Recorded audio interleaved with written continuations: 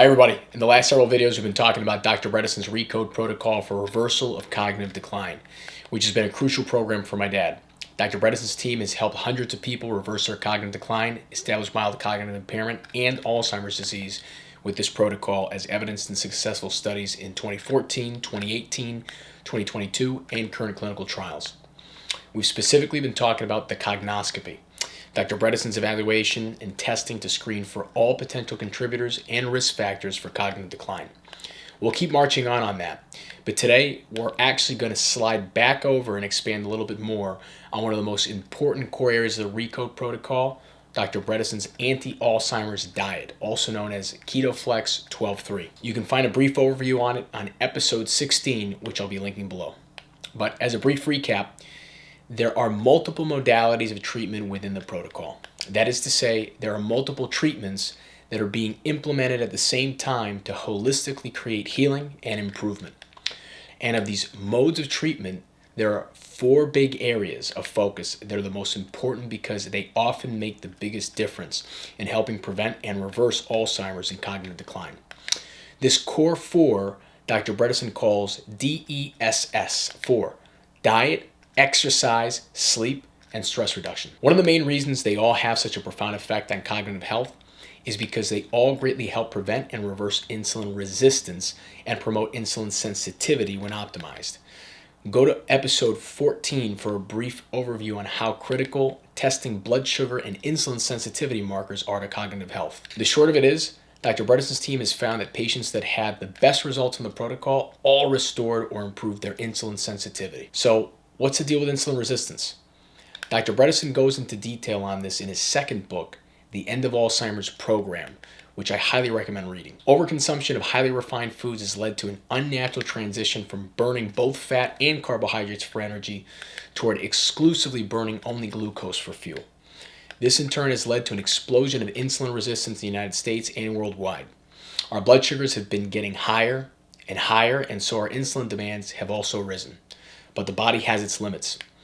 Many of us don't know we have insulin resistance until we develop cognitive decline, diabetes, or vascular disease. When insulin can no longer do its job appropriately, this is especially bad for our brains because insulin functions as a trophic factor, meaning that it turns on the very biochemical pathways needed for brain cells and their connections to survive. So it's easy to see why lowered insulin response is such a massive driver of cognitive decline, and why Alzheimer's disease has been even called type 3 diabetes. Additionally, high levels of insulin also block the mobilization of fat into usable energy, causing obesity. Not everyone who's obese is insulin resistant. However, some people have insulin resistance without being obese. All the same, they're depositing fat around organs and setting the stage for chronic disease. In fact, this number of people who are not obese but are insulin resistant is growing rapidly. The likelihood of insulin resistance in the body tends to increase with age, although more and more young people are also exhibiting this metabolic condition.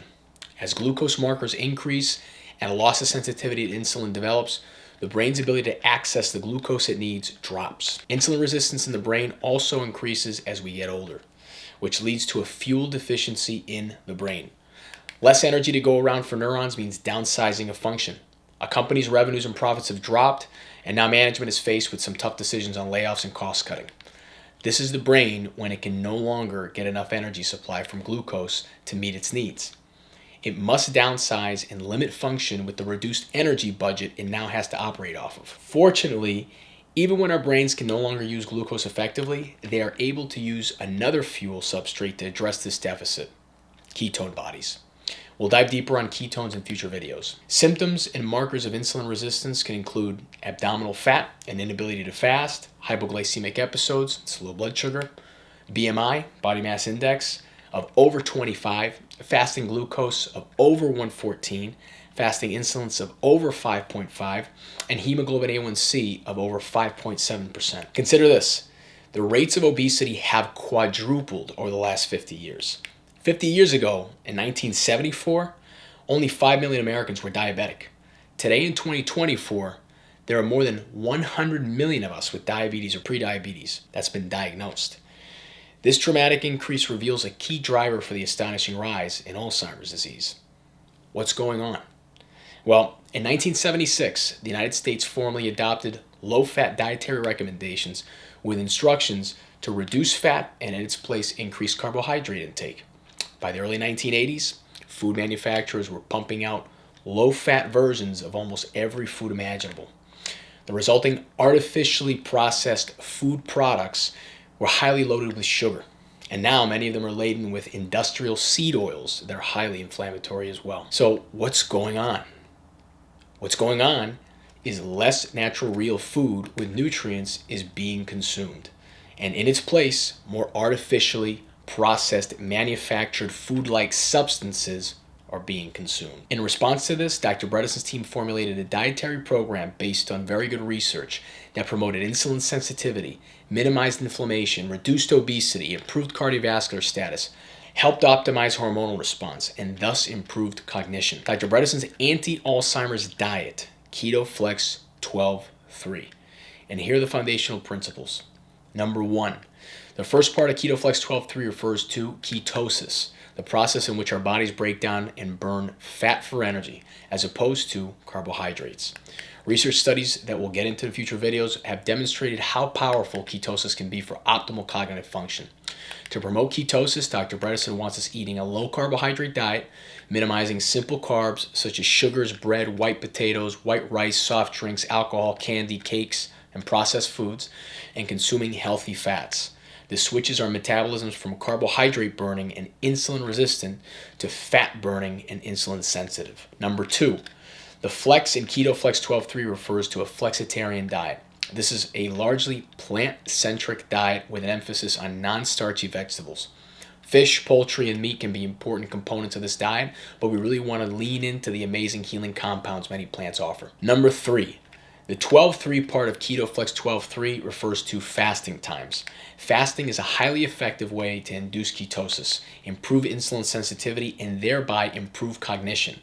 The 12 refers to 12 hours between the end of dinner and the next day's first meal, and the 3 refers to 3 hours as a minimum time between the end of dinner and bedtime. Number 4, KetoFlex 12-3 helps to prevent leaky gut and optimizes our microbiomes. Because the diet reduces or eliminates most inflammatory foods, our gut linings can heal and our microbiomes can become healthy again. For more in-depth details on KetoFlex 12-3, check out Dr. Bredesen's blog. I've linked a great article by his Chief Health Liaison, Julie Gregory. Julie's website, forum, apoe4.info, is another great resource for more details on everything KetoFlex 12-3 and more. And I'd love to hear from you. Has your neurologist ever spoken to you about diet and nutrition? What do you think of this video? Please drop me a comment. If you found this information helpful, please feel free to share this video with anyone you think it could serve, and please like and subscribe as it helps our community grow. And remember, I'm not a doctor. I don't have a PhD. I'm a caregiver and citizen researcher on the ground, helping a loved one, someone just like you. This information is for educational purposes only. Please consult your medical practitioner before implementing any changes. Thank you for watching. My dad thanks you. Hope these resources are helpful to you and your family, and see you in the next video. Thanks.